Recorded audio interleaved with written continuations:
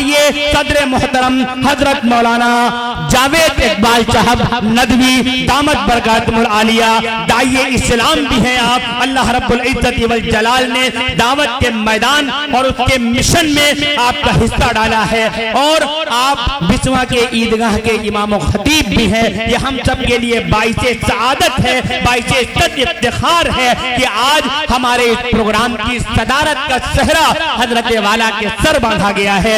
اس وقت انتہائی ادب و احترام کے ساتھ میں گزارش کر رہا ہوں صدر عالی وقار حضرت مولانا جاوید اقبال ندوی صاحب سے آپ تشریف لائیں اور اپنے صدارتی کلمات سے ہم تمام علماء اعظام، ہم تمام مہمانان کرام اور پردہ نشین خواتین اسلام کو متفق فرمائیں. السلام علیکم ورحمۃ اللہ وبرکاتہ. بھائی دیکھیں، سلام کا جواب ضرور دیا کیجیے. قرآن میں ہے کہ اذا حییتم بتحیۃ فحیوا باحسن منها او ردوها. سلام کرنا واجب نہیں ہے، پہل کرنے والے کو اجر ہے، لیکن سلام کا جواب دینا واجب ہے.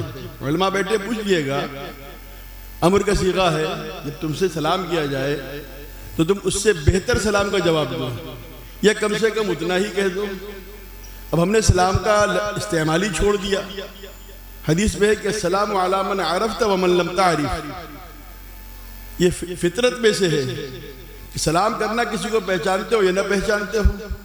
بات کل مسئلہ یہ ہے کہ پہچاننا بڑا مشکل کام ہے، اس لیے آدمی سلام میں بھی پہل نہیں کرتا. اسی لیے کہتے ہیں کہ اسلامی صورت بنائیے، اسلامی شکل بنائیے، اسلامی اعمال کو زندگی میں لائیے، تو انشاءاللہ سارا مسئلہ آسان ہے. اللہ ہم سب کو ہدایت نصیب فرمائے، عمل کی توفیق عطا فرمائے. الحمدللہ الحمدللہ نحمده ونستعینه ونستغفره ونؤمن به ونتوکل علیہ ونعوذ باللہ من شرور انفسنا ومن سیئات اعمالنا من يهد الله فلا مضل له ومن يضلل فلا هادي له ونشهد ان لا اله الا الله وحده لا شريك له ونشهد ان سيدنا ونبينا وشفيعنا وحبيبنا وسندنا ومولانا محمدا عبده ورسوله صلى الله عليه وعلى آله وأصحابه وأزواجه وذرياته وبارك وسلم تسليما كثيرا كثيرا. أما بعد، أعوذ بالله من الشيطان الرجيم. بسم الله الرحمن الرحيم. إن هذا القرآن يهدي للتي هي أقوم. وقال الله تعالى ثم أورثنا الكتاب الذين اصطفينا من عبادنا فمنهم ظالم لنفسه ومنهم مقتصد ومنهم سابق بالخيرات بإذن الله ذلك هو الفضل الكبير. وقال رسول الله صلى الله عليه وسلم خيركم من تعلم القرآن وعلمه أو كما قال عليه الصلوات والتسليمات. اسٹیج پر تشریف فرما ہمارے معزز علماء کرام اور حفاظ کرام اور قراء اور عمائدین قصبہ اور ہمارے حاضرین مجلس، ہماری وہ مائیں بہنیں جو نے قربانی دے کر یہاں پر اپنی حاضری لگائی ہے اور اس دین کی بات کو سننے کے لیے اور زندگی میں اتر جائے اس نیت اس کے ساتھ عمل کرنے کے لیے یہاں پر آئی ہیں. اللہ سب کا آنا مبارک فرمائے. محترم حضرات، جب مجھے یہ معلوم ہوا اور مجھے دعوت ملی کہ اس قصبے میں ماشاءاللہ بچیوں کا مدرسہ چل رہا ہے اور بچیوں کا مدرسہ اس مرحلے تک پہنچا ہے کہ اصح الکتب بعد کتاب اللہ، جس کو کہتے ہیں صحیح البخاری، اس کا ختم ہوگا اور اس کی آخری حدیث پڑھی جائے گی، تو یقیناً میرے دل میں بے انتہا فرحت اور انبساط محسوس ہوا. اور میں نے سوچا کہ بیچارے ان لوگوں نے جو محنت کی ہے، جن لوگوں نے اس کے پیچھے جن لوگوں کی محنت اور فکر اور کوشش اور عزم ہے، وہ قابل تعریف ہے. بچوں کا مدرسہ چلانا بڑا آسان ہے، کوئی مسئلہ نہیں ہے. بچوں کے مدرسے چلانے کے لیے تمام مسائل ہیں اور ان مسائل کو حل کرنا، صحیح وقت پر اس میں ایسی فکریں کرنا جس سے پڑھنے والوں کو، پڑھانے والوں کو صحیح موقع پر صحیح رہبری مل سکے، بڑا مشکل عمل ہوتا ہے. چونکہ ہم بھی تعلیم کے میدان میں کام کر رہے ہیں، یہ تقریباً 40 سال پڑے ہوئے ہو گئے، اور 40 سال سے میں اس کام کر رہا ہوں، تعلیم کا میدان ہے۔ ہمارے پاس بھی بچیوں کا مدرسہ انگریزی تعلیم کے حساب سے ہائی اسکول تک کا ہے، ماشاءاللہ بچیاں بڑی اچھی ہمارے نکلتی ہیں۔ ہر سال جو ہے تقریباً 80 سے 90% بچیاں فرسٹ کلاس پاس ہوتی ہیں، اور سب مسلم بچیاں ہوتی ہیں۔ لڑکوں کا اسکول ہے ہائی اسکول تک 8ویں تک ہے، اور بچوں کا مدرسہ ہم چلاتے ہیں جو ندوۃ العلماء کے نصاب کے مطابق درجہ ششم تک ہے۔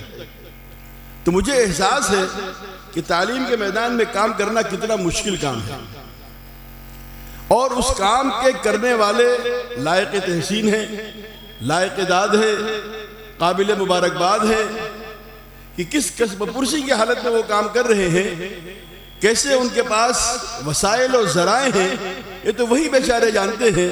اللہ ان سب کی مساعی کو قبول فرمائے۔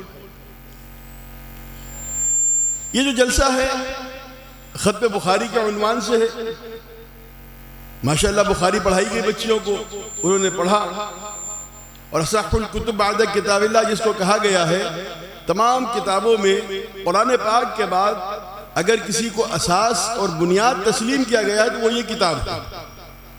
اس کی احادیث کا اجتماع، اس کی احادیث کو تحریر کرنا، حضرت امام بخاری رحمۃ اللہ نے کس جافشانی کے ساتھ کام کیا ہے یہ تو اللہ ہی بہتر جانتا ہے۔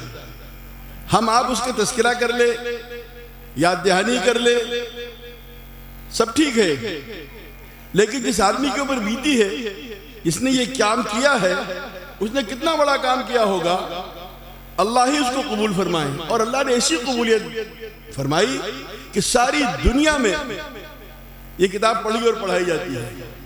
کوئی بھی مدرسہ ہو، اس میں اس کتاب کا اختتام پر سمجھو سے سند فراغت ملتی ہے۔ اگر اس کتاب کا اختتام نہ کیا تو سند فراغت کہیں نہیں ملتی۔ کوئی مدرسہ ہو پورے ہندوستان کا، بلکہ بر صغیر کا ہو، کہیں کا ہو، تو اللہ رب العزت نے آپ کے اس قصبے کو یہ سعادت نصیب فرمائی، اس کتاب کو یہاں پر پڑھا گیا، پڑھا جا رہا ہے۔ یہ آپ کے لئے بہت سعادت کی بات ہے۔ اگر اس سعادت کو آپ محسوس کریں اور اس کے بارے میں آپ عزم و تہیہ کریں کہ اس سعادت کو ہم اور زیادہ اس کو حاصل کرنے کی کوشش کریں گے۔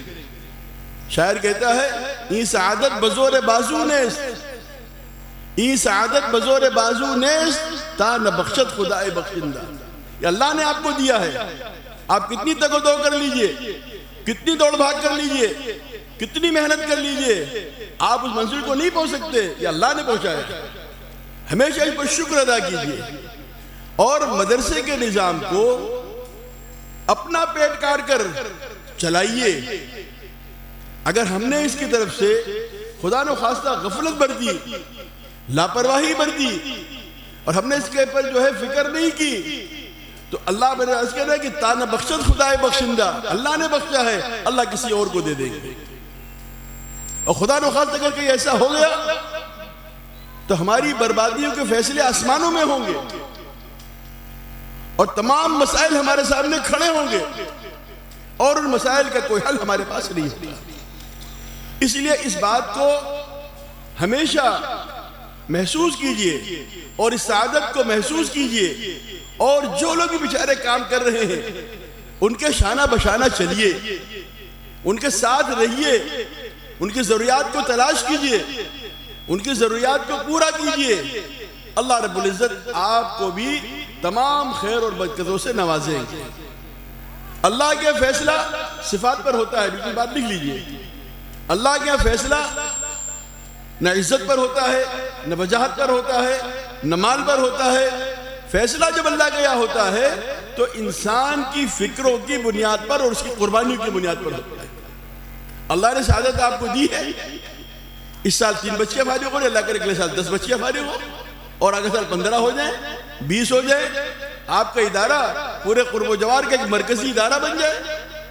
اس کے لیے دعا بھی کرنے کی ضرورت ہے، اور کام کرنے والوں کے ساتھ شانہ بشانہ چلنے کی بھی ضرورت ہے۔ یہ تو ایک وہ بات ہوئی، ایک بہت عام بات ہے جو ہم میں سے ہر ایک سے متعلق ہے، ہر ایک کے کرنے کا کام ہے، یہ کسی ایک کے کرنے کا کام نہیں ہے۔ کسی کے وہاں سے آپ دیکھتے ہیں ان کی کوشش ہے، قربانی ہے، وہ جیسے چاہے کرتے رہے، جیسے چاہے چلاتے رہے، وہ بے شک کریں گے، لیکن ان کے دست و بازو آپ پورے قصبے والے ہیں، جیسے آج آپ یہاں پر اکٹھا ہیں اور اس سعادت کے اندر اپنے آپ کو شریک کر رہے ہیں کہ اللہ رب العزت نے آج اس کتاب کے اختتام کا موقع پہلی مرتبہ اس مدرسے کے اندر عطا فرمایا، اور ان بچیوں کا کے لیے جو ہے ختم بخاری کا کہ تکمیل کا مرحلہ پیش آیا ہے۔ اللہ ہم سب کو جو ہے قبول فرمائے۔ محترم حضرات، میں نے آپ کے سامنے قرآن کی 2 آیات پڑھی اور ایک حدیث پاک آپ کے سامنے پڑھی۔ اس کا ترجمہ سمجھ لیجئے، پھر انشاءاللہ اسی کی روشنی میں کچھ نہ کچھ بات ہوگی، اور بات اللہ کرے ایسی ہو کہ آپ کی بھی سمجھ میں آ جائے، میری بھی سمجھ میں آ جائے، کیونکہ جتنا سننے والے محتاج ہیں اس سے کہیں زیادہ کہنے والا محتاج ہے۔ کہنے والا کسی اونچے مقام پر نہیں ہے، سننے والے کوئی کمتر مقام پر نہیں ہے، سب ایک مقام پر ہے، اللہ کے حساب سب سے برابر ہوگا۔ بس ذمہ داری اہل علم کی زیادہ ہے تو ان سے سوال زیادہ ہوگا، اور ہمارے جو ساتھی کام کرتے ہیں اگر شانہ بشانہ ان کے ساتھ چلیں گے تو اللہ پاک سب کا بیڑا پار کر دیں گے۔ اللہ رب العزت جو قرآن پاک اتارا، اس قرآن پاک کے بارے میں بات ارشاد فرمایا کہ یہ قرآن ہدایت کا ذریعہ ہے، اور ہدایت کا ذریعہ ان لوگوں کے لیے ہے جو صراط مستقیم پر چلتے ہیں، جو صحیح راہ کو اختیار کرتے ہیں، یہ ان کے لیے ہدایت ہے۔ ورنہ قرآن تو کیا ہے نا، یضل بھی کثیرا ویہدی بھی کثیرا، قرآن پاک ارشاد فرماتا ہے جب انسان قرآن میں عیوب تلاش کرتا ہے نا تو وہ گمراہ ہوتا ہے۔ کچھ دنوں پہلے آپ نے دیکھا ہوگا کہ صاحب نے کتنے عیوب تلاش کیے تھے، خود بھی گمراہ ہوئے اور آندھے درگاہ ہو گئے۔ اللہ نے اسی ذلت کی جگہ پر پہنچا دیا کہ کوئی نام لیوا نہیں ہے، یہ اللہ کی کتاب ہے۔ اس کتاب کی برابری عرب کے بڑے بڑے شعراء اور بلغاء اور ادبا نہیں کر پائے، دنیا کے ہم لوگ کیا کریں گے؟ تو یہ قرآن ہدایت کے ذریعہ ان لوگوں کے لیے جو صراط مستقیم پر ہے۔ اللہ نے یہ آیت نازل فرمائی، بہت واضح آیت ہے، انشاءاللہ تھوڑی اس کی روشنی میں بات ہوگی۔ پھر اللہ نے ارشاد فرمایا دوسری آیت کے اندر کہ جب اس دنیا سے لوگ رخصت ہونے لگے تو اللہ رب العزت نے اس کتاب کی وراثت عوام تک پہنچائی۔ صحابہ کرام نے اس کو اختیار کیا، اپنے نیچے کو دیا، اپنے نیچے کو، اپنے نیچے کو، اپنے نیچے کو دیتے دیتے آج ہمارے پاس آ گئی ہے۔ اب قرآن نے ارشاد فرمایا کہ اس دنیا میں اس کے اوپر عمل کرنے کے اعتبار سے 3 قسم کے لوگ ہیں۔ ثم اورثنا الکتاب الذین اصطفینا من عبادنا، فرماتے اللہ رب العزت کہ ہم نے اس کتاب کی وراثت اپنے ان بندوں کو دی جن کا ہم نے انتخاب کیا تھا۔ اللہ انتخاب کرتے ہیں، یہ جو علماء آپ کے سامنے بیٹھے ہیں اللہ نے ان کا انتخاب کیا ہے، ان کو مدارس میں اللہ رب العزت نے بھجوایا ہے، وہاں جا کر مدارس کی 4 دیواری کے اندر رہ کر علوم دینیہ حاصل کیے ہیں۔ یہ اللہ کا انتخاب ہے، یہ چھوٹے موٹے معمولی لوگ نہیں ہیں، ان کی قدر کیجئے، ان کو اہمیت دیجئے، کیونکہ ان کے سینوں میں اللہ کا کلام ہے، اللہ کے رسول اکرم صلی اللہ علیہ وسلم کی احادیث ہے۔ ان کا مقام اگر ہم پہچانیں گے، اگر ان کا مدب اور احترام کریں گے تو اللہ رب العزت ہم کو دنیا میں بھی کامیاب کریں گے اور آخرت میں بھی ہم کامیاب ہوں گے۔ پھر فرمایا کہ اللہ رب العزت کتاب کی وراثت جو عطا فرمائی اس کے اوپر عمل کرنے کے اعتبار سے دنیا میں 3 طریقے کے لوگ ہیں۔ فَمِنْهُمْ ظَالِمٌ لِنَفْسِهِ، کوئی تو ایسے ہیں کہ قرآن پاک کے حقوق اور مطالبوں سے غافل ہو گئے۔ قرآن پاک کا حق کیا ہے؟ اس کی اطاعت کی جائے۔ اس کا حق کیا ہے؟ اس کو بار بار پڑھا جائے۔ اس کا حق کیا ہے کہ اس کے اوپر عمل کیا جائے، اس کے مضامین کو سیکھا جائے، اس کے مضامین کو دوسرے تک پہنچایا جائے۔ لیکن کچھ لوگ اس دنیا کے اندر ایسے ہیں ظالم لنفسہ، غفلت میں ڈوب گئے۔ قرآن کیا کہہ رہا ہے کچھ نہیں پتا، قرآن کا پیغام کیا کچھ نہیں معلوم، اور کوئی بتاتا بھی ہے تو ہمارے پاس اتنا موقع نہیں کہ اس کی بات کو ذرا سا سن لیں۔ مسجد میں تعلیم ہوتی ہے، ہمارے پاس موقع نہیں۔ اللہ کا کلام، اللہ کے رسول کی حدیث پڑھی جاتی ہے، ہمارے پاس موقع نہیں۔ تو ایک طبقہ تو یہ ہے ظالم لنفسہ، اپنے آپ کو دھوکے میں ڈالے ہوئے ہیں، اپنے آپ کو خرابی میں ڈالے ہوئے ہیں۔ وَمِنْهُمْ مُقْتَصِدٌ، کچھ ایسے ہیں جو کبھی کبھی قرآن کو کھول کر دیکھ لیتے ہیں، چل بھائی یہ بھی اللہ کی کتاب ہے، اس کو سمیٹ کر طاق میں نہیں رکھتے، کبھی کھولا کبھی پڑھ لیا، اللہ نے موقع دیا تو ترجمہ والا قرآن بھی پڑھ لیا، اللہ نے موقع دیا کوئی بات سمجھ میں نہیں آئی کسی عالم صاحب سے پوچھ لیا۔ یہ تو مختصر ہیں جو درمیانی چال چل رہے ہیں، کچھ خوبیاں کچھ خامیاں، کچھ ان میں خوبیاں ہیں کچھ خامیاں ہیں۔ پھر فرمایا کہ وَمِنْهُمْ سَابِقٌ بِالْخَيْرَاتِ، کچھ ایسے ہیں جو اس کی خوبیوں کی طرف لپک کر دوڑ کر چلنے والے ہیں۔ یہ علماء کرام ہیں جنہوں نے اس کے مضامین کو سیکھا ہے، اس کے مضامین کو اپنی زندگیوں کے اندر اتارا ہے، اور وہ مضامین عوام تک پہنچاتے ہیں۔ اور یہ ہوتا کیسے ہے؟ بِإِذْنِ اللہ، یہ اللہ کا فضل ہے، اللہ کی طرف سے ایک فیصلہ ہے۔ اور فرمایا کہ ذَلِكَ هُوَ الْفَضْلُ الْكَبِيرُ، یہ اللہ کی طرف سے ایک سب سے بڑا فضل کا ذریعہ ہے جو کسی کو سابقٌ بالخیرات کا درجہ مل جائے۔ اب ہم ذرا غور کریں، قرآن پاک کی آیات ہمارے سامنے ہیں، اور ان آیات کو ہم نے بار بار پڑھا ہے۔ جو حضرات قرآن پاک پڑھے ہوئے ہیں، تلاوت کرتے ہیں، بھلے ہی رمضان میں کر لیتے ہوں۔ ایک طبقہ ایسا ہے نا کہ جب رمضان آتا ہے تو قرآن پاک کو دڑا دڑ پڑھتے چلے جائیں گے، اور جب رمضان گزرا قرآن پاک کو سمیٹ دیا اور اس کو سمیٹ کر اٹھا کر رکھ دیا۔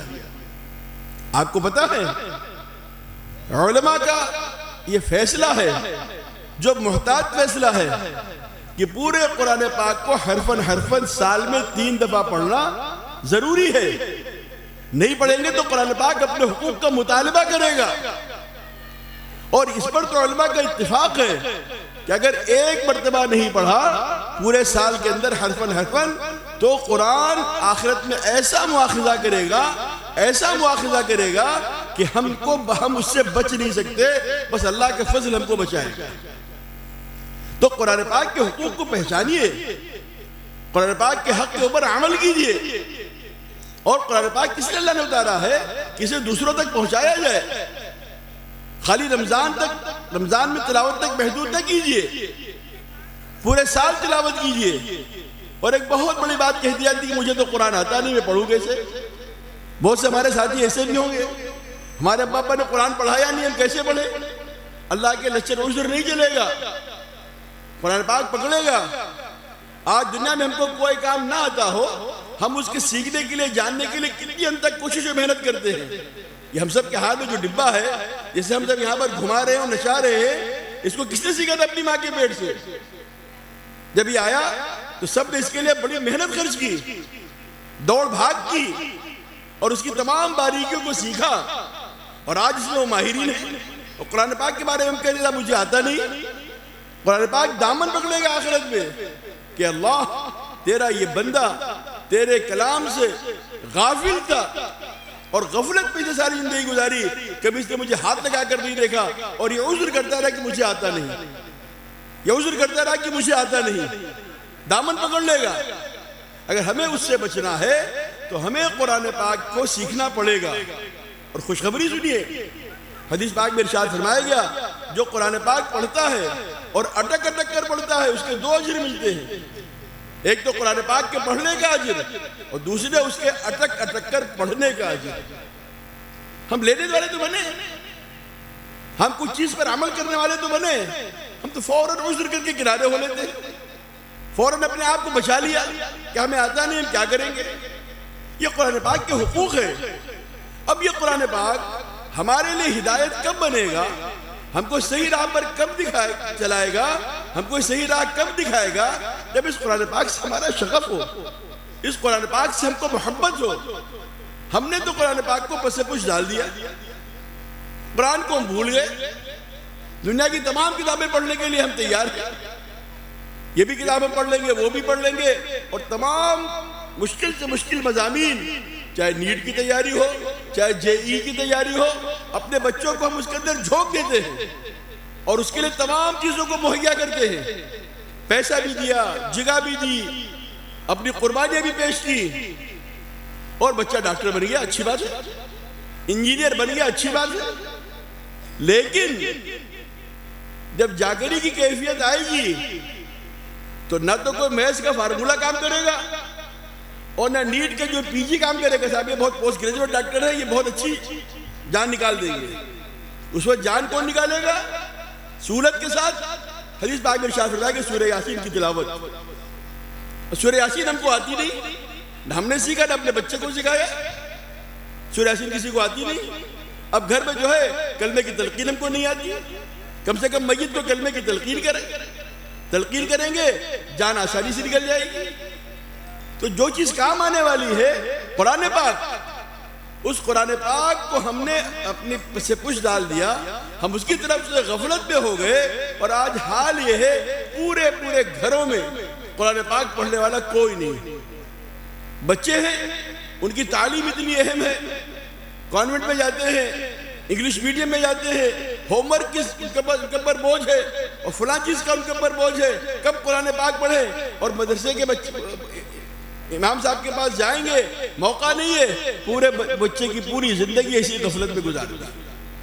اب جب اس دنیا سے ہم رخصت ہو جائیں گے، رخصت ہونے کے بعد ہمارے لیے صدقہ جاریہ کون بنے گا؟ حدیث پاک میں ارشاد فرمایا گیا او ولد صالح یدعو لہ. صدقہ جاریہ کون ہے؟ نیک اولاد. جو نیک اولاد اپنے والدین کے لیے دعا کرے. دعا تو جب کرے گی جب اس کو ہم سکھائیں گے، جب ہم اس کو بتائیں گے. ہم نے اپنے بچے کو جو بتایا ہے وہ کرے گا. اور آج یہی ہے، ہم نے اپنے بچے کو ڈاکٹر بنا دیا، انجینئر بنا دیا اور سائنٹسٹ بنا دیا. بچے ہمارے پاس سے چلے گئے، وہ کہیں ہم کہیں. اب جب جاگنے کی کیفیت آئی، نزا کا موقع آیا، تو نہ کوئی ترقیر کرنے والا ہے، نہ کوئی قریب میں بیٹھ کر سورہ یاسین کا پڑھنے والا ہے. اور بس ایسی زندگی، ایسی جان آفرینی کے زبرد ہو گئی. اب جو ہے اللہ بہتر جاننے کی کیا ہوگا. بچے بھی آئے نہیں آئے تو نہیں آئے. لیکن جب بچے قرآن پاک پڑھے ہوں گے، حفاظ ہوں گے، قراء ہوں گے، علماء ہوں گے، تو اپنے والدین کا خیال رکھیں گے اور ان کے لیے دعائے مغفرت کریں گے، ان کے لیے ایصال ثواب کریں گے، ان کے لیے خیر کی دعائیں کریں گے. تو ہمیشہ اپنے بچوں کو اگر ہم صحیح راہ پر گامزن کریں گے، صحیح سمت پر اگر ہم چلائیں گے، تو اللہ رب العزت ہمارے ذریعے سے وہ کام لے لے گا جو کام آگے والوں کے لیے ایک مثال بن جائے گا. اور وہ مثال جو ایسی ہوگی کہ لوگ اس کا اتباع کریں گے. بھائی فلاں کا بچہ دیکھیے، ماشاءاللہ حافظ بھی ہے، عالم بھی ہے. میں آپ سے نہیں کہتا کہ آپ نے پڑھوائی انگریزی، خوب پڑھوائی ہے، کیونکہ اللہ کے رسول اکرم صلی اللہ علیہ وسلم نے موجودہ زبانوں کے سیکھنے کی بھی ہدایت فرمائی. آپ نے بعض صحابہ کرام سے فرمایا کہ تم سریانی زبان سیکھ لو، تم عبرانی زبان سیکھ لو. مجھے یہود کے خطوط لکھنے ہوتے ہیں، مجھے اطمینان نہیں ہوتا کہ یہود سے خطوط لکھوائے، پتہ نہیں کیا لکھ دیں. تم سب سیکھو. لیکن یہ بات ذہن میں بٹھا دی کہ یہ سب چیزیں ہمارے لیے وقتی ہیں، عارضی ہیں.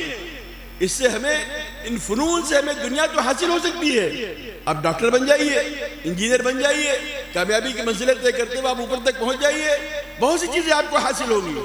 لیکن ہمیشہ کی جو زندگی ہے، ابد الآباد کی جو زندگی ہے، جو انسان کی ضرور پرواز کرنے کے بعد سے شروع ہوتی ہے، لامتناہی ہے. کب حشر قائم ہوگا، کب فیصلہ ہوگا، کب کیا ہوگا، کسی کو نہیں پتا ہے. اس پوری مدت میں اور پھر حشر کے زمانے میں جب حشر قائم ہوگا تو جو چیز کام آنے والی ہے وہ اللہ کا کلام، اللہ کے فرمودات پر عمل، اللہ کے رسول اکرم صلی اللہ علیہ وسلم کے طریقوں پر عمل، یہ چیز کام آنے والی ہے. اس کے علاوہ کوئی چیز کام نہیں آئے گی. اور حضرات صحابہ کرام اپنے بچوں کو سب سے پہلے قرآن پاک سکھاتے تھے. حدیث میں آتا ہے، اللہ کے رسول نے ارشاد فرمایا جب بچہ بولنا شروع کرے تو اسے سب سے پہلے کلمہ سکھاؤ. کلمہ سکھاؤ، لا الہ الا اللہ محمد رسول اللہ سکھاؤ. جب آپ بچے کے کانوں میں شروع سے اللہ کی آواز ڈالیں گے، اللہ کے نام کی آواز ڈالیں گے، تو آپ کا بچہ کبھی غفلت کا شکار نہیں ہوگا. میں ایک بہت بڑے بزرگ کے پاس گیا، ملاقات کے لیے گیا تھا، انتقال ہو کے اللہ ان کو جنت نصیب کرے. بہت بزرگ آدمی تھے. میں نے کہا حضرت کوئی نصیحت کر دیجئے. تو انہوں نے کہا کہ دیکھو، جب تم قرآن پاک پڑھو یا تمہارے گھر میں قرآن پاک پڑھا جائے تو اپنے اس بچے کو جو دودھ پیتا ہو اسے بھی اپنے بغل میں لٹا کر قرآن پاک پڑھا کرو، بھلے ہی وہ سو رہا ہو. آپ نے دیکھا نہیں اذان کہی جاتی ہے، اقامت کہی جاتی ہے، کیوں کہی جاتی ہے؟ بچوں کیا پتا ہے کیا اذان ہے کیا اقامت ہے؟ لیکن فرمایا جس کے کانوں میں پہلا کلمہ اللہ کے نام کا پڑے گا اور اگر وہ 100 برس بھی زندہ رہے گا انشاءاللہ گندگی کے ماحول سے دور رہے گا۔ تو فرمانے لگے اپنے چھوٹے بچوں کو بھی اپنے پاس لٹاؤ، پھر قرآن پاک پڑھو، اور قرآن پاک کو ہمیشہ ایسی آواز سے پڑھو جو نہ بہت تیز ہو نہ بہت دھیمی ہو، کم سے کم اس بچے کے کانوں میں وہ آواز جائے۔ ہم نے کہا حضرت اس سے فائدہ؟ فرمایا جب اس کے کان میں اللہ کا کلام جائے گا اور آپ پڑھیں گے تو اللہ پاک غیر مرئی کیفیت میں اس کے دل کے اندر اس کلام کو اتار دیں گے، اور جب کفر و شرک کے ماحول میں ہوگا اللہ پاک اسے وہاں اس غفلت کے ماحول سے نکال کر اور اللہ کے ذکر والے ماحول میں اللہ پاک اس کو پہنچا دے گا، اس کا دل بے چین ہو جائے گا۔ اس لیے جو ہے ہم قرآن پاک کے تعلق سے بہت اہتمام کریں۔ قرآن پاک ہم کو جبھی ہدایت دے گا جب ہم سیدھی راہ پر چلیں گے، اور سیدھی راہ کیا ہے؟ اللہ نے قرآن پاک کے اندر ارشاد فرمایا وَأَنَّ هَذَا صِرَاطِي مُسْتَقِيمًا فَاتَّبِعُوهُ۔ اللہ کے رسول اکرم صلی اللہ علیہ وسلم نے جو کامیابی والا اور جو سیدھا راستہ ہم سب کو دکھایا ہے، اللہ کے رسول اس کے اوپر محنت کی ہے، صحابہ کرام نے اس کے اوپر محنت کی ہے، اپنی جانوں کی بازی لگائی ہے، اپنے سینوں پر اور پیٹھوں پر زخم جھیلے ہیں، اور ان کے ساتھ وہ سلوک کیا گیا جس کو سن کر آج ہمارے رونگٹے کھڑے ہو جائیں گے، لیکن انہوں نے برداشت کیا۔ وہ ہے سیدھا راستہ۔ ہم اپنے آپ طے کر لیتے ہیں کہ یہ سیدھا راستہ ہے، یہ اچھا راستہ ہے، وہ اچھا راستہ ہے۔ اچھا راستہ وہ ہے جو قرآن اور حدیث بتائے، وہ راستہ نہیں جو ہم سمجھ رہے ہیں۔ ہمارا علم ناقص ہے، ہمارا علم محدود ہے، ہم بولتے ہیں علماء کی صحبت میں بیٹھتے نہیں، علماء کے پاس جاتے نہیں، علماء سے باتوں کو سنتے نہیں، اور اگر کہیں سن لیا تو بس مجلس تک سنا اور مجلس سے اٹھنے کے بعد تمام چیزوں کو یکسر بھلا دیا۔ ہم قرآن پاک میں جو سیدھا راستہ ہے جسے اللہ نے ارشاد فرمایا کہ وَأَنَّ هَذَا صِرَاطِي مُسْتَقِيمًا فَاتَّبِعُوهُ، یہ سیدھا راستہ، اس راستے پر چلو، اور آگے پھر فرمائے وَلَا تَتَّبِعُوا السُّبُلَ، متفرق راستوں پر مت چلو، یہ بھی راستہ ہے، یہ بھی راستہ ہے، یہ بھی راستہ ہے، یہ بھی راستہ ہے۔ فرمایا کہ فَتَفَرَّقَ بِكُمْ عَنْ سَبِيلِهِ، اگر تم ایسا کرو گے تو تم سیدھے راہ سے بھٹک جاؤ گے، سیدھے راستے سے گمراہ ہو جاؤ گے، اور تمہارے پاس پھر کوئی راستہ نہیں بچے گا۔ اس لیے ہم ہمیشہ صراط مستقیم پر چلنے کی کوشش کریں۔ ہم تو سے اللہ سے مانگتے ہیں اہدنا الصراط المستقیم، نماز کی ہر رکعت میں مانگتے ہیں، چاہے سورت ملانے والی رکعت ہو چاہے نہ ہو، سورہ فاتحہ کی تلاوت ہر رکعت میں ہے۔ انسان کہتا ہے کہ اہدنا الصراط المستقیم، ہمیں سیدھا راہ دکھا دیجئے۔ اب اللہ سیدھی راہ دکھا رہے ہیں اور ہم سیدھی راہ سے اپنے آپ کو بھٹکائے ہوئے ہیں۔ اس لیے جو ہے ہم اس بات کے بارے میں غور فکر کریں اور سوچیں کہ اللہ نے ہم کو کس مقام پر بنایا ہے، اللہ نے ہمیں کس کی امت میں پیدا فرمایا ہے۔ وہ نبی جو نبیوں کا سردار ہے، جس کے اوپر اللہ رب العزت نبوت کو ختم فرما دیا، تمام انبیاء کرام علیہ السلام تشریف لائے اور حضور پاک صلی اللہ علیہ وسلم پر نبوت کو ختم کر دیا۔ اب کوئی نبی نہیں آئے گا۔ فرمایا کہ ما کان محمد ابا احد من رجالکم ولکن رسول اللہ وخاتم النبیین، محمد صلی اللہ علیہ وسلم سے تمہارا تعلق کوئی باپ دادا کا تعلق کام نہیں آئے گا۔ محمد صلی اللہ علیہ وسلم تو اللہ کے رسول ہیں، خاتم النبیین ہیں۔ آپ اللہ کے رسول کی حیثیت سے ان کا اتباع کرو، خاتم النبیین ہونے کی حیثیت سے ان کا اتباع کرو۔ خاتم النبیین کے حیثیت سے اتباع کرو گے تو اللہ رب العزت قیامت میں آپ صلی اللہ علیہ وسلم کی سفارش ہم سب کو نصیب فرمائیں گے۔ ورنہ کل کو قیامت میں جب سارے انبیاء اپنے ہاتھ کھڑے کر دیں گے، کوئی اللہ کی جناب میں سفارش کرنے نہیں جائے گا، ہر نبی اپنا عذر کر دے گا، اور سب آخر میں جا کر حضور پاک صلی اللہ علیہ وسلم کی طرف معاملے کو پھیر دیں گے۔ اللہ کے رسول اکرم صلی اللہ علیہ وسلم سفارش کرنے کے لیے جائیں گے اور سجدے میں گر جائیں گے، ایک لمبی مدت تک سجدے میں رہیں گے۔ اللہ ارشاد فرمائے کہ ارفع راسک، محمد صلی اللہ علیہ وسلم سر اٹھائیے، سر اٹھائیے، کیا بات ہے؟ اشفع، کیا کہنا چاہتے ہو بتاؤ۔ وہ نبی ہم سب کی فکر کر رہا ہے، ہم سب کے لیے سفارش کرے گا، تب جا کر کہیں حساب کتاب شروع ہوگا، حساب کتاب شروع ہونے کی سفارش ہوگی، پھر اس بعد اللہ کے رسول اکرم صلی اللہ علیہ وسلم کی شفاعت تمام لوگوں کے حق میں ان کے اعمال کے اعتبار سے ہوتی رہے گی. تمام لوگوں کے لیے ان کے اعمال کے اعتبار سے اللہ کی طرف سے سفارش کے فیصلے حضور پاک صلی اللہ علیہ وسلم کے ذریعے سے ہوں گے. اس لیے ہم حضور پاک صلی اللہ علیہ وسلم کا اتباع کریں, حضور پاک صلی اللہ علیہ وسلم کے بتائے ہوئے راستے کو سنبھالیں اور حضور پاک صلی اللہ علیہ وسلم کے طریقوں پر چلیں. اس لیے کہ سیدھا راستہ وہی ہے. متفرق راستے پر چلو گے تو ظاہر بات ہے کہیں نہ کہیں ناکامی کے غار میں جاؤ گے, ناکامی کے گڑھے میں جاؤ گے. اور آج ساری محنت جو ہو رہی ہے یہ محنت اسی لیے تو ہے, چاہے مدارس کی محنت ہو, چاہے تنظیموں کی محنت ہو, سب یہی تو کہہ رہے ہیں کہ اے لوگوں اپنی قیمت کو پہچانو. اللہ رب العزت نے تم کو صاحب ایمان بنایا ہے, اللہ کے رسول اکرم صلی اللہ علیہ وسلم کی امت میں پیدا فرمایا ہے, اور اس امت کے اندر پیدا ہونے پر نہ تمہیں کوئی افتخار ہے, نہ تمہیں کوئی اس مقام کو پہچاننے کا کوئی جذبہ ہے. بس اپنی زندگی جو ہے جانوروں کی طرح گزارتے چلے جاتے ہیں. ہماری زندگی میں جانوروں کی زندگی میں کیا فرق ہے؟ جیسے جانور اپنی ضرورت کو پورا کرنے کے لیے نہ نفع دیکھتا ہے نہ نقصان دیکھتا ہے, اپنی ضرورت کو پوری کرنے کی کوشش کرتا ہے, بھلے اس کے بدلے میں اسے ڈنڈا مل جائے. آج ہمارا بھی یہ حال ہے, ہم اپنی ضرورت کو پورا کرنے کے لیے نہ حرام دیکھ رہے نہ حلال دیکھ رہے, اور اپنی ضرورت کو پورا کرنے میں ایسے منہمک ہیں کہ اللہ کو بھلا دیا, اللہ کے رسول اکرم صلی اللہ علیہ وسلم کو بھلا دیا. یہ مواقع ہوتے ہیں چیزوں کو یاد کرنے کے, یہ مواقع ہوتے ہیں چیزوں کو سمجھنے کے. ہمارے قصبے کے معزز لوگوں نے اس مجلس کا جو انعقاد کیا ہے, اور اس لیے کیا ہے تاکہ ہم سن کر کچھ عزائم لیں, کچھ ارادے کریں, کچھ باتوں کو سوچیں. ورنہ ہم اپنی زندگی کو لاپرواہی کے ساتھ, غفلت کے ساتھ, اپنی مرضی کے ساتھ گزارتے چلے جا رہے. کچھ نہیں پتا صحیح دین کیا ہے, صحیح قرآن صحیح بات کیا کہہ رہا ہے, احادیث میں صحیح بات کیا کہی گئی ہے, کچھ نہیں پتا. اس لیے ہم سب کے لیے موقع ہے کہ ہم قرآن پاک کو اپنی زندگی میں اتاریں. یہ ہمارے لیے ہدایت کے ذریعہ بن جائے گا. ورنہ یضل بی کثیرا و یہدی بی کثیرا کا عمل اگر ہو گیا تو خدا نخواستہ ہمارے لیے بھی کہیں نہ کہیں تباہی و بربادی کے فیصلے آ سکتے ہیں. اللہ رب العزت کے فیصلے میں نے شروع میں عرض کیا کہ صفات کی بنیاد پر ہوگا. ان کے پاس فلاں چیزیں لہذا یہ کامیاب ہو جائے, نہیں.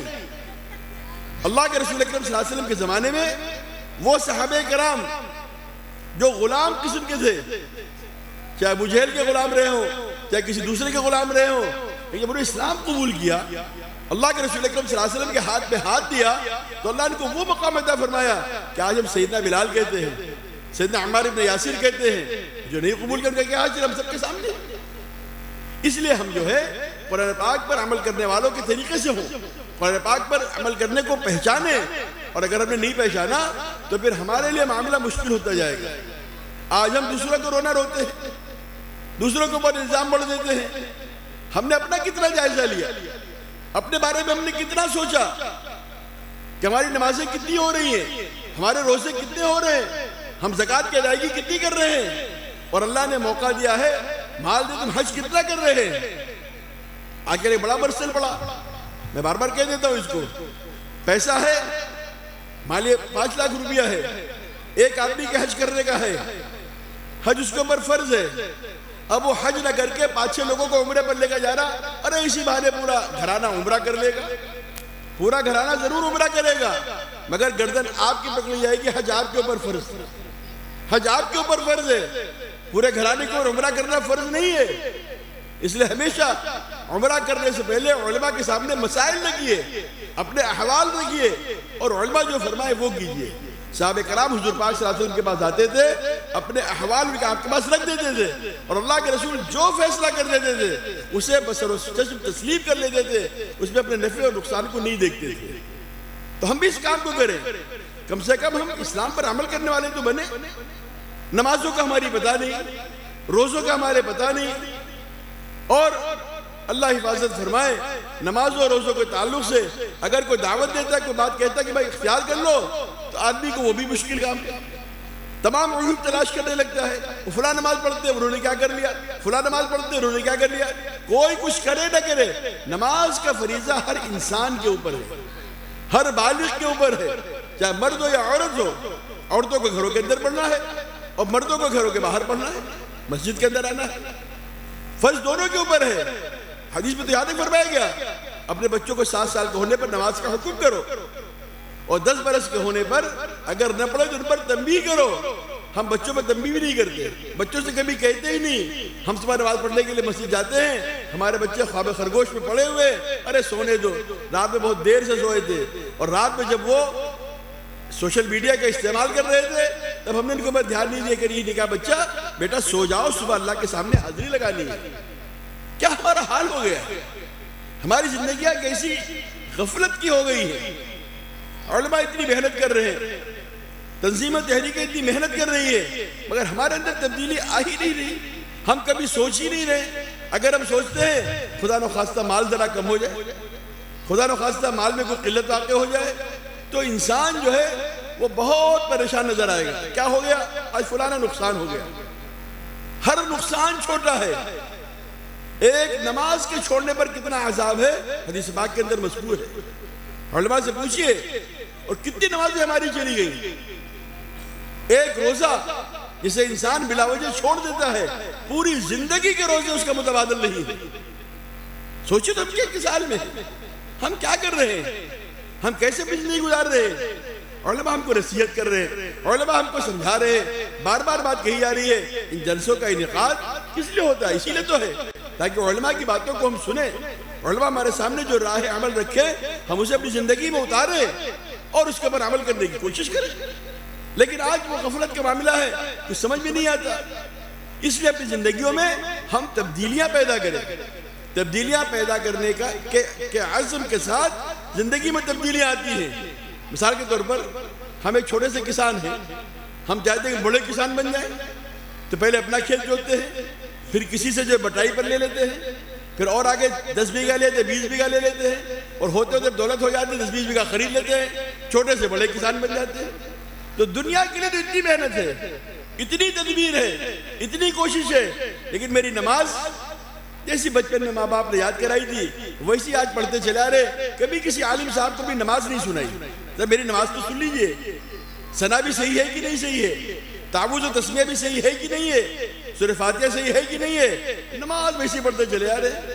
ماں باپ نے 4 سورتیں یاد کرا دی تھی, چاروں کل وہی یاد ہے, نماز پڑھتے چلے آ رہے. بہتر, اچھی بات ہے, اللہ کے مواخذے سے بچ جائیں گے, لیکن چیز بھی تو اچھی ہونی چاہیے, کوالٹی ہونی چاہیے, اور کوانٹٹی بھی بڑھنی چاہیے.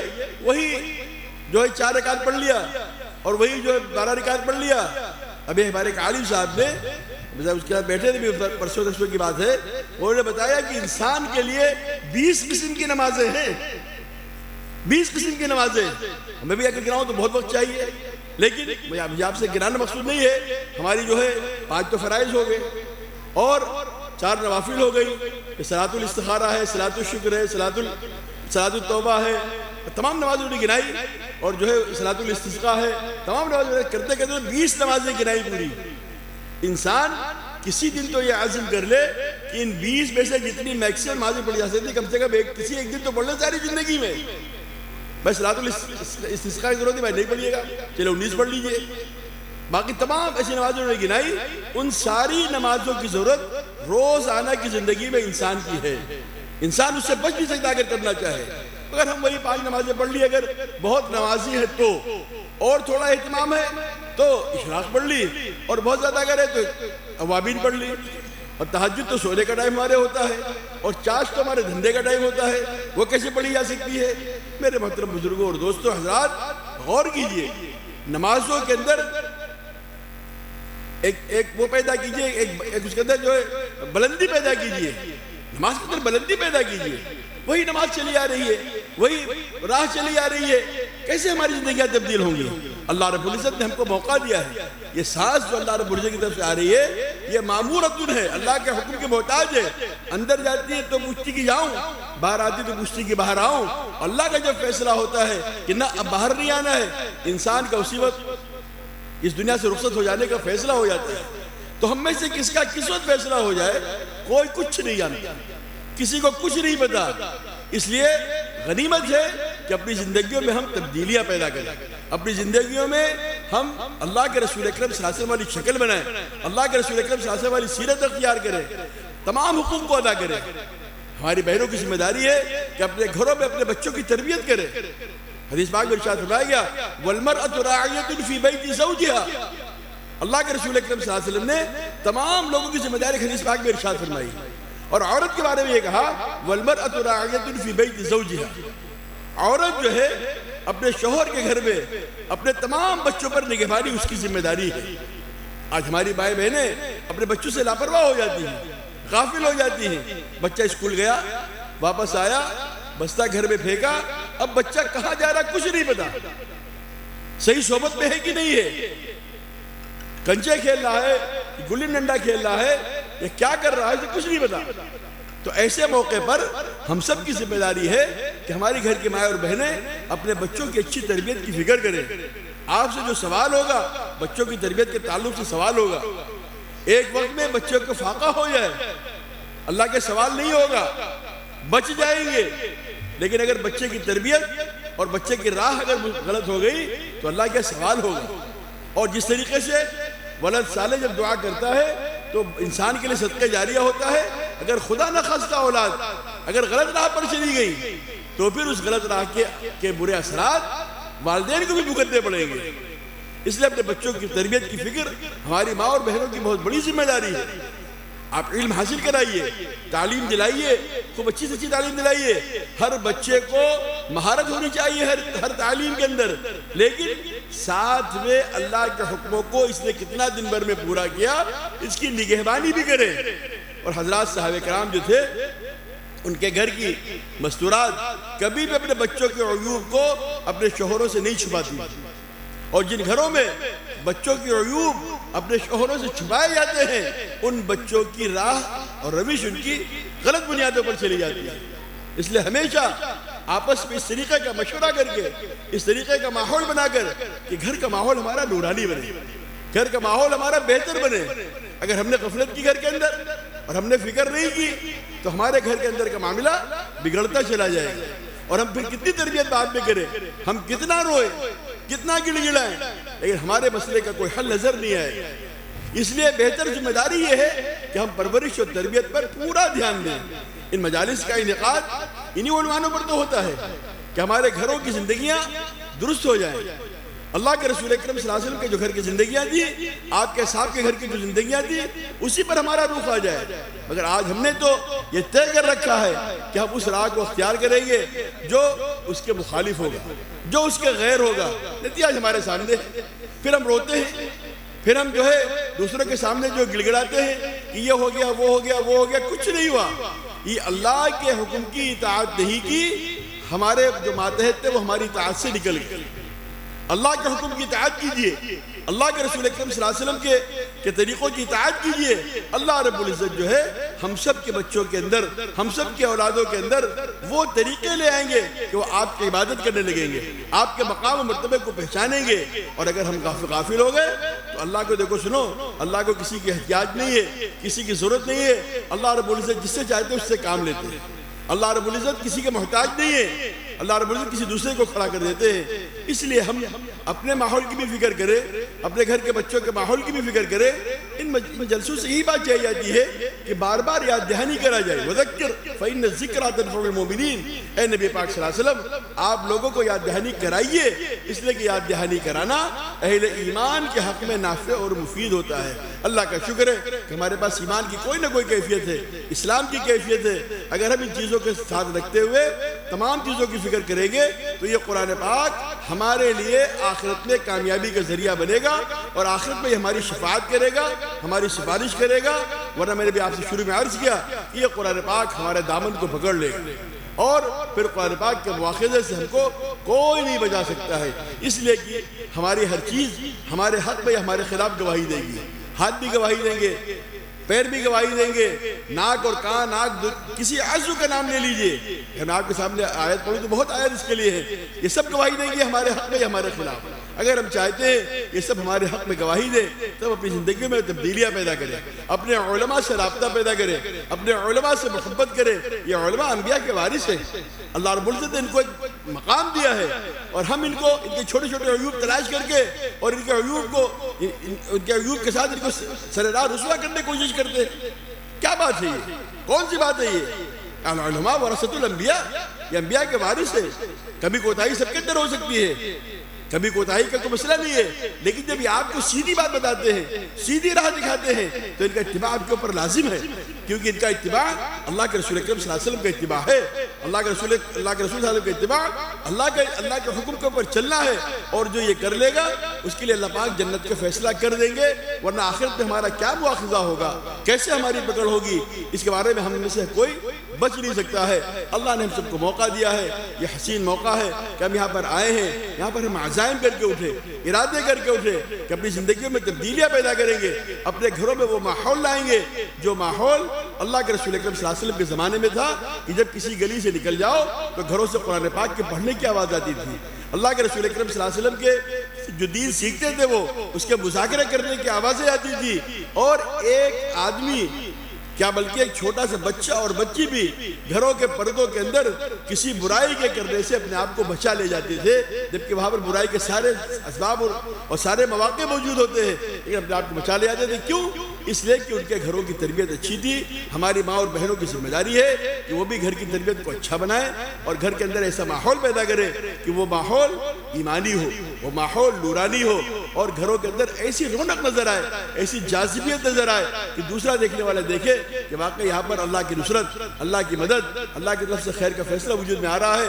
بس اسی بات پر اپنی بات کو ختم کرتا ہوں، اور ہم سب یہاں سے عزائم کر کے جائیں، ارادے کر کے جائیں کہ ہم کو اللہ رب العزت نے موقع دیا ہے۔ میں نے بھی عرض کیا آپ سے کہ ہر سانس اللہ کی طرف سے معمور ہے۔ بہتوں کو آپ نے دیکھا ہو کہ بھی ہمارے ساتھ کھڑے تھے اور اسی جگہ گرے اور اللہ کو پیارے ہو گئے۔ کیوں؟ نہ کوئی بیماری، نہ کوئی عذر، بس سانس کو اللہ نے کہہ دیا کہ باہر مت آنا، یہ سانس کہتے ہیں تم کو اندر نہیں جانا۔ ہر سانس اللہ سے اجازت طلب کرتی ہے۔ جب اللہ کا اتنا بڑا فیصلہ ہے، اللہ کی قوت کو پہچانے، اللہ کی طاقت کو پہچانے، حضور پاک صلی اللہ علیہ وسلم کے مقام و مرتبے کو پہچانے، صحابہ کرام کے مقام و مرتبے کو پہچانے، اور اپنے گھروں میں اس کو بار بار دہرائیں، بار بار دہرائیں۔ جتنا آپ دہرائیں گے اتنا گھروں کا ماحول نورانی بنے گا، ایمانی بنے گا، اور انشاءاللہ ہمارے گھر جو ہے وہ صحابہ کرام کے گھروں سے کے نمونے سے مل جائیں گے۔ اللہ ہم سب کو ہدایت نصیب فرمائے اور عمل کی توفیق عطا فرمائے۔ وآخر دعوانا ان الحمد للہ رب العالمین۔